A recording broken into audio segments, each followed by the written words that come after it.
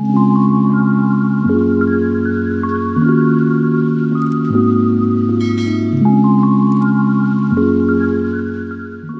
149. Mengajari jurus. Mendengar ibunya dan yang lain begitu bersemangat dan mengira bahwa dia dan Qinlang adalah pasangan, Sun Yue semakin merasa tidak tenang. Dia merasa kalau tidak jujur sekarang, pasti akan lebih berantakan lagi dan sampai akhirnya tidak terkontrol, jadi dia langsung mengatakannya. Apa? Ucapan Sun Yue membuat ibu dan yang lain kaget. Ibu Sun tersenyum canggung. Sun Yue, mulai sekarang kamu jangan bercanda seperti itu.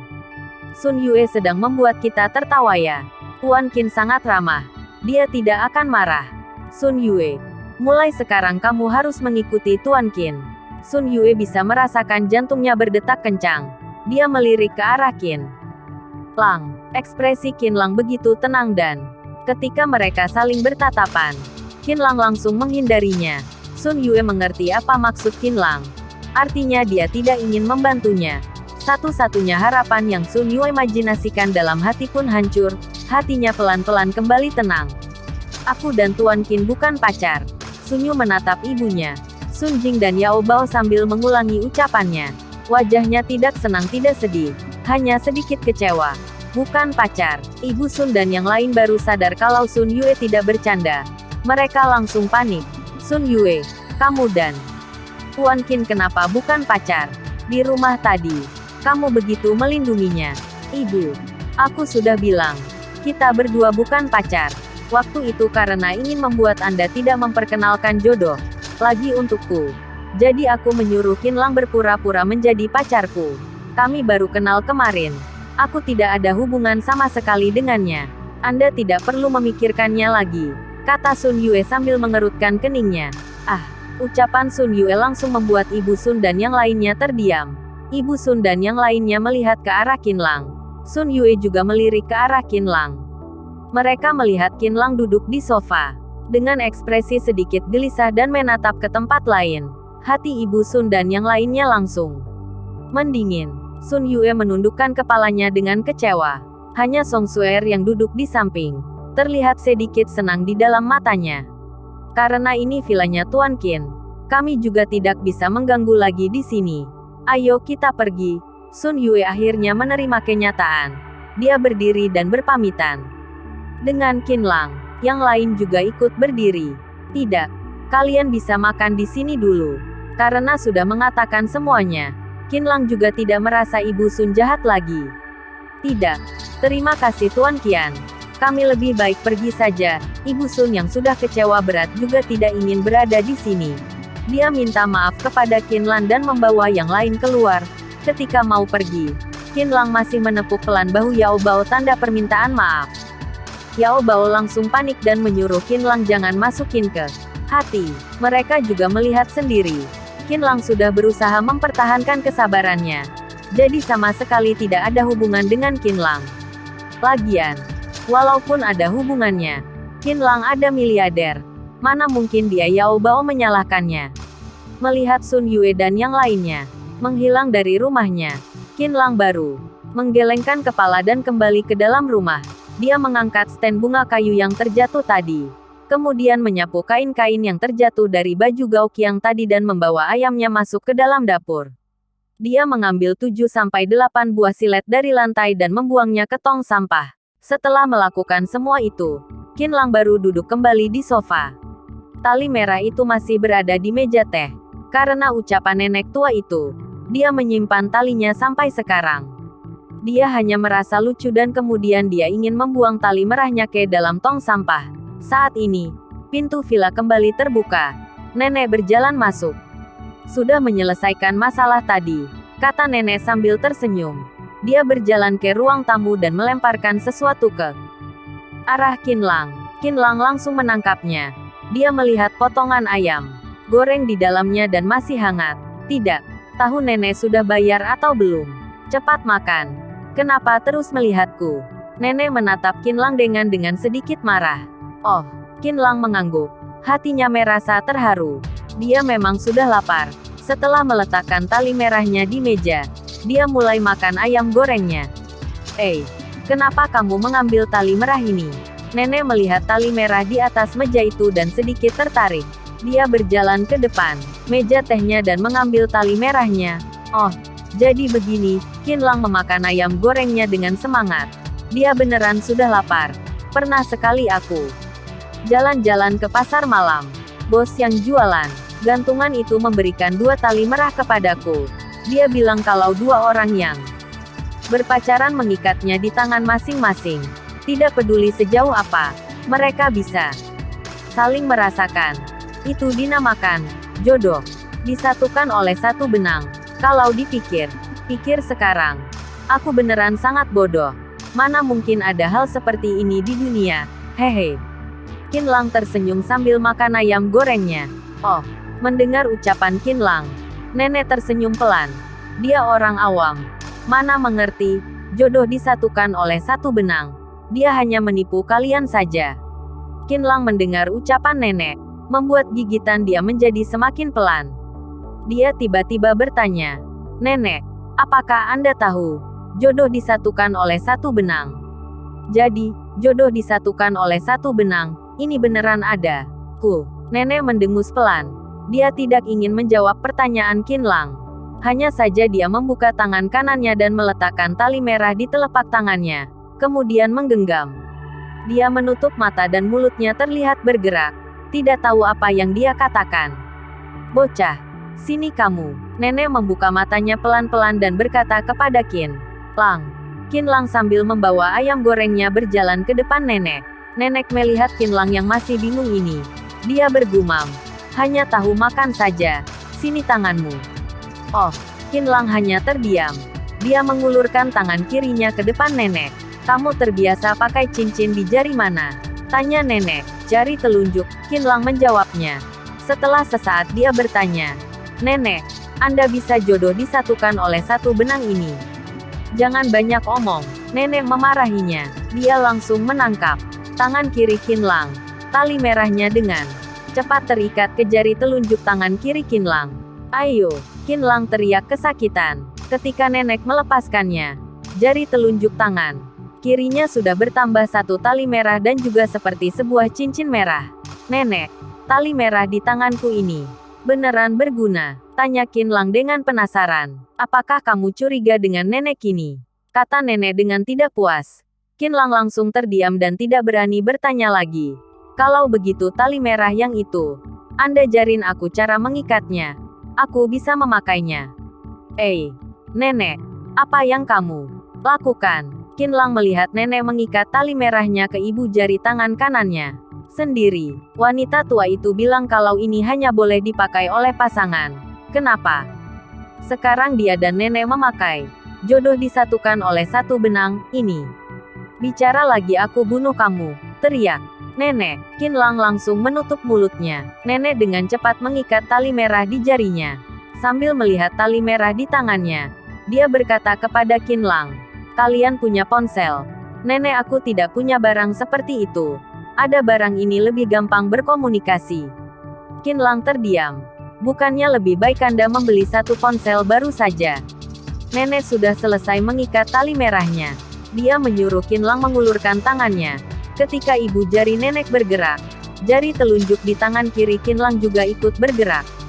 Seperti ada sambungan di antara mereka. Beneran bisa gerak nenek. Anda lihat." Qinlang menggerakkan jarinya dengan semangat. Ibu jari nenek juga ikut bergerak. Dia merasa sangat keren. "Kalau gerak lagi, aku akan memotong tanganmu," kata nenek dengan kejam. Qinlang tidak berani bergerak lagi. Nenek kemudian melanjutkan, "Mulai sekarang hanya aku yang boleh memanggilmu. Kamu tidak boleh memanggilku. Mengerti?" "Mengerti." Qinlang merasa tidak puas dalam hatinya. Bukannya Anda tidak adil padaku, tapi ketika memikirkan dirinya juga, tidak ada urusan untuk memanggil nenek. Hatinya merasa lebih tenang. Nenek kemudian melihat tali merah di tangannya. Tatapannya sepertinya tidak terlalu puas. "Jelek sekali." Nenek mengoceh. Dia memasukkan tangannya ke saku rok, mengeluarkan sesuatu dan perlahan meletakkannya di ibu jari tangan kanannya. Ketika dia meletakkan tangannya, Qinlang melihat bahwa dia memakai cincin giok. Seluruh cincin terlihat berwarna hijau zamrud. jernih dan tampaknya ada secercah kecemerlangan mengalir di jari, yang tiba-tiba menarik perhatian Qin Lang. Ketika Qin Lang ingin melihatnya lebih detil, nenek sudah meletakkan tangannya. Sudah kenyang? Ya, lumayan. Kalau sudah kenyang, sini ikut aku. Ketika selesai bicara, nenek langsung berjalan ke arah dapur. Qin Lang mengikutinya dari belakang. Tatapan nenek sudah mengarah ke arah ayam yang masih hidup tapi terikat itu. Qin Lang mengira dia akan mulai menghisap darah lagi. Dia lalu berpamitan dan bersiap keluar. Berhenti, teriak nenek. Ada apa nenek? Tanya Qin Lang dengan bingung. Mulai sekarang aku juga butuh kamu melakukan sesuatu untukku. Jadi lebih baik kamu tidak mati dengan kemampuan lemahmu itu. Jangan bilang kamu generasi kedua yang kaya, punya bawahan untuk melindungimu. Tidak ada yang bisa memprediksi masa depan. Semuanya harus mengandalkan diri sendiri. Mengerti? Nenek menatap Qin Lang dan berbicara, mengerti. Qin Lang juga tidak tahu bisa berkata apa. Tapi ucapan nenek juga masuk akal. Bagaimanapun kamu bocah sudah ikut aku beberapa hari. Dulu kamu beruntung bisa menyelamatkan nyawa aku. Jadi hari ini aku akan mengajarimu beberapa jurus. Jadi, kamu gak bilang aku merugikan kamu. Nenek, Anda mau mengajariku jurus? Qin Lang sangat senang. Dia walaupun tidak punya ambisi, tapi belajar beberapa jurus untuk melindungi diri juga bagus. Dia sudah pernah melihat kehebatan nenek, walaupun hanya belajar setengah jurus saja. Pasti sangat cukup untuk menghadapi preman-preman kecil. Lihat dengan baik, kata nenek. Dia kemudian menatap ke arah ayam yang berada di lantai. Qin Lang juga fokus memperhatikan dari samping.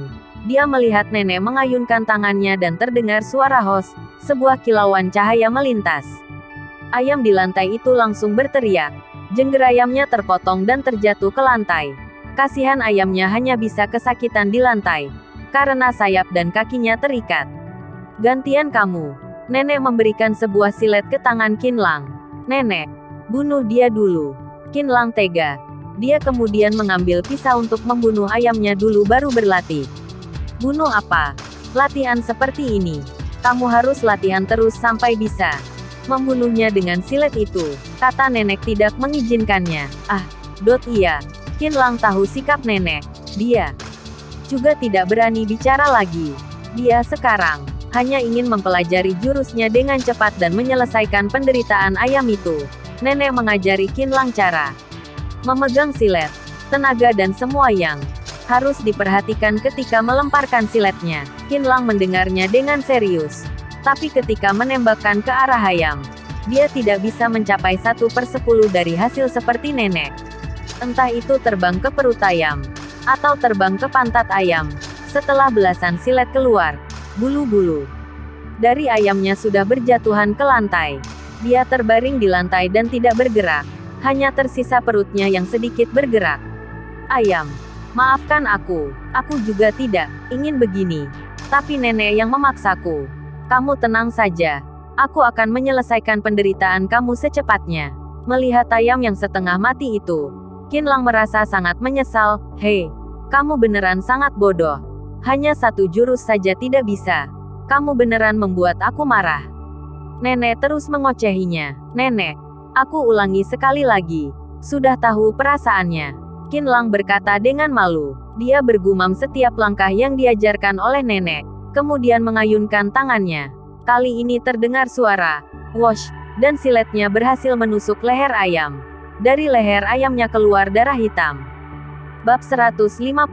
Manajer Ding panen lagi. Nenek, kena. Qin Lang berteriak dengan semangat. Dia langsung bergegas ke depan ayam itu. Melihat leher ayamnya sudah putus, tapi sepertinya masih ada sisa nafas. Dari tatapan ayamnya terlihat berterima kasih kepada Qin Lang. Setelah menerbangkan 70-80 buah silet, akhirnya bisa memotong lehernya dengan tepat. Wos, silet lain terbang dan menusuk leher ayam itu dan ayam itu langsung mati. Ketika Qin Lang berbalik, nenek sudah keluar dari dapur. Lalu terdengar suaranya. Aku kembali ke kamar. Bawakan aku ayam yang baru. Qin Lang menghela nafas. Setelah membereskan dapurnya, dia pergi membeli ayam baru untuk nenek. Setelah itu akhirnya semuanya selesai. 2 hari setelahnya, Qinlang lebih sering membaca dokumen tentang gedung Lingwu yang dibawa oleh Chehui. Lalu dia tidak lupa menggunakan status mahasiswa untuk mencari tahu kondisi pengelola di gedung B gedung Lingwu. Dia juga menyelidiki kondisi bagian lain dan kesimpulannya adalah kondisi gedung Lingwu tidak terlalu bagus. Tapi juga tidak separah sampai dia kecewa banget. Setelah membereskan nanti, gedung Lingwu akan menjadi aset yang sangat berharga. Qinlang membuat kesimpulan dari semua pengalamannya. Kemudian, mengeluarkan beberapa poin yang harus diubah dan dia mencari manajemen paling tinggi di gedung Lingwu, Shen Hong.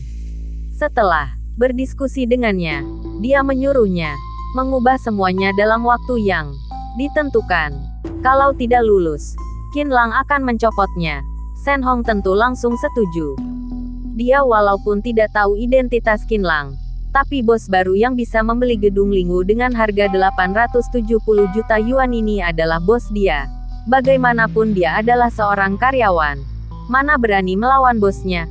Qinlang juga menyuruh Shen Hong menyelidiki Ding Jun yang bertanggung jawab di bagian penyewaan.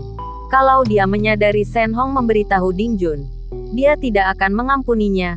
Shen Hong pasti setuju.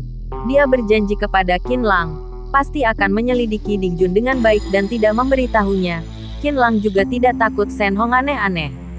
Kalau dia berani melawan dirinya, masih ada Shen Wanqian, Kong Lianxian, Gu Jianming. Untuk mencari kebenaran bukan hal yang mudah. Tentu kalau dia yang mencari tahu sendiri, posisi Shen Hong tentu tidak aman lagi. Dan hari kedua setelah Qinlang memberikan tugas kepada Shen Hong sudah menelepon Qinlang. Tuan Qin, aku sudah menyelidikinya. Ding Jun memang punya masalah yang sangat besar. Dia berhubungan badan dengan karyawati di perusahaan kita lewat menipu, menakuti, bahkan membuat mabuk mereka. Para karyawati ini sudah pergi dari perusahaan. 2 tahun ini, dia menggunakan kesempatan posisinya dan mengulurkan tangan bejatnya ke para penyewa wanita. Dengan memberikan kemudahan kepada para penyewa wanita, dengan sikap seperti membantu mereka, dia lalu menodai para wanita itu di dalam kamar mereka. Shen Hong bisa mendapatkan begitu banyak informasi tentang Ding Jun dalam 1 hari. Sepertinya dia sudah tahu semua perilaku Ding Jun selama ini. Air yang terlalu jernih tidak akan ada ikannya. Walaupun Qinlang sudah melihatnya, tapi dia tidak ingin menyuruh Shen Hong bertanggung jawab. Mulai sekarang kalau dia melakukan tugasnya dengan baik, Qinlang bisa menutup satu mata. Baik, aku mengerti. Lakukan sesuai aturan saja. Usahakan tidak mempengaruhi nama baik apartemen kita. Baik, aku akan menyerahkan semua bukti kepada polisi sekarang dan menyuruh polisi untuk menangkapnya. Anda tenang saja. Tidak akan menyebabkan nama baik apartemen kita rusak. Selesai berkata, Qinlang lalu menutup teleponnya. Qinlang meletakkan ponselnya. Dia duduk di samping danau Ranxi, melihat danau yang berkilauan karena pantulan cahaya. Tatapannya yang baru saja tenang kembali suram. 2 hari ini, selain sibuk mengurusi gedung Lingwu, Qinlang juga terus memperhatikan perkembangan pencarian Zhongyu. Setiap malam dia akan mendengar laporan Kong Lianxian tentang pencarian Zhongyu. Semua ini sudah menjadi kebiasaan dia. 2 hari ini, informasi tentang Zhong sedikit bertambah. Seperti, Kong Lianxian menyuruh orang pergi ke kampung halaman Zhongyu dan juga kota tempat Zhongyu bekerja dulu, ataupun kota yang pernah dia singgahi. Semakin banyak kota yang dicoret dari daftarnya. Terkadang Qinlang berpikir, di Tiongkok hanya ada 200-an kota. Palingan dia menghabiskan semua kota ini. Dia tidak percaya tidak bisa menemukan Zhongyu. Qinlang menutup mata dan menarik nafas dengan dalam. Dia memberitahu dirinya, sudah dekat, tidak lama lagi, dia akan bisa bertemu dengan Zhongyu. Qinlang, ayo pergi, saat ini. Ren Hao dan Yinting berjalan ke samping Qinlang dan menepuk pelan. Beberapa hari lalu Universitas Jinling sudah libur musim panas. Mereka berdua juga memutuskan untuk pulang ke kampung halaman mereka. Kalian sudah datang. Baik, ayo kita pergi. Setelah mengantar kalian berdua dewa penyakit pergi dari sini, sudah selesai tugas aku. Qinlang berdiri dan menepuk bahu 2 orang sahabatnya ini. Kamu beneran ingin sendirian berada di Jinling lagi? Apakah kamu ingin kerja lagi? Iya. Kamu beneran menderita juga. Oh ya, Zhong Yu kenapa tidak datang? Beberapa teman sudah mau pergi.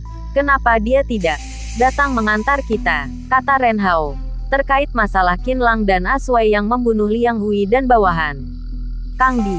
Qinlang menipu mereka bahwa dirinya mencari seseorang yang misterius dan membantunya.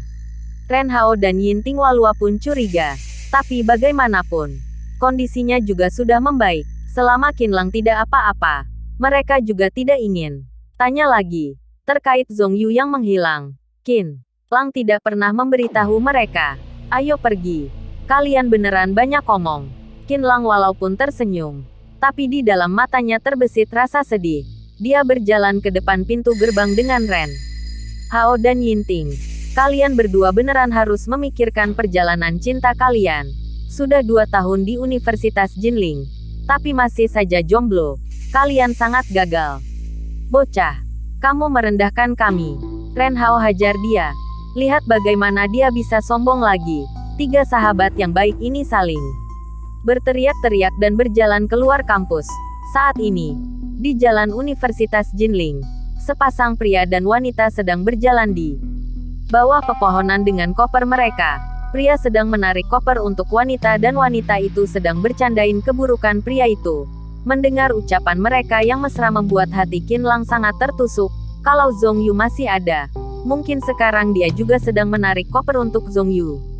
Qinlang menarik Ren Hao dan Yinting dan memanggil taksi. Kemudian mereka jalan ke MRT. Setelah mengantar Ren Hao dan Yinting masuk ke keretanya, Qinlang baru keluar dari terminal Mertnya. Dia memanggil taksi dan pergi ke Gedung Lingwu. Dia masih ingin mencari setiap permasalahan di Gedung Lingwu dan juga ingin menjenguk wanita yang kuat dan tegar itu, Sun Yue. Tidak tahu setelah pergi dari villa waktu itu, apakah ibunya masih seperti biasa, terus memperkenalkan jodoh untuknya. Qinlang berputar sebentar di Gedung Lingwu. Hanya beberapa hari saja, kondisi Gedung Lingwu sudah membaik. Paling tidak pria dan wanita yang berada di ruangan itu tidak lagi bercanda. Melihat dia masuk, langsung dengan sopan menyapanya. Halo Tuan, ada yang bisa kami bantu untuk Anda? Qinlang berputar sebentar, lalu berjalan ke arah unit yang dia sewa. Ketika hampir sampai depan pintu, perasaan Qinlang sedikit tegang. Teringat wajah Sun Yue membuat perasaan dia menjadi lebih melemah. Qinlang membuka pintunya. Sun Yue tidak ada di dalam. Qinlang lalu melihat sekeliling.